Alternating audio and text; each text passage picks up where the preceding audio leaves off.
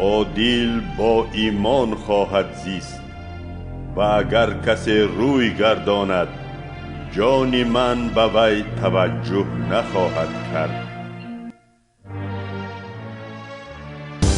اما به ایمان به نظر خدا پسند آمدن ممکن نیست، زیرا هر که سوی خدا می آید باید ایمان داشته باشد که او هست و به طالبان خود مکافات خواهد داد.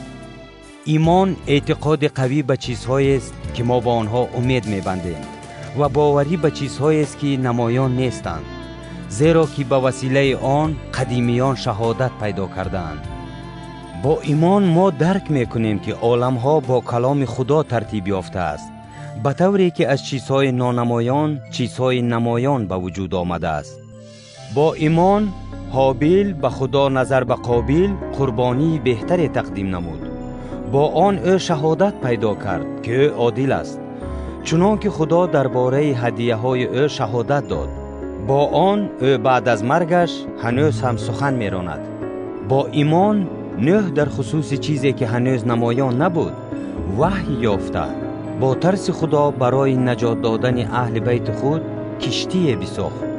با آن او جهان را محکوم نمود و وارث عدالت گردید که از ایمان است. با ایمان ابراهیم وقتی که آزموده شد اسحاق را برای قربانی تقدیم نمود و با وجود آن که وعده ها گرفته بود پسر یگانه خود را تقدیم نمود.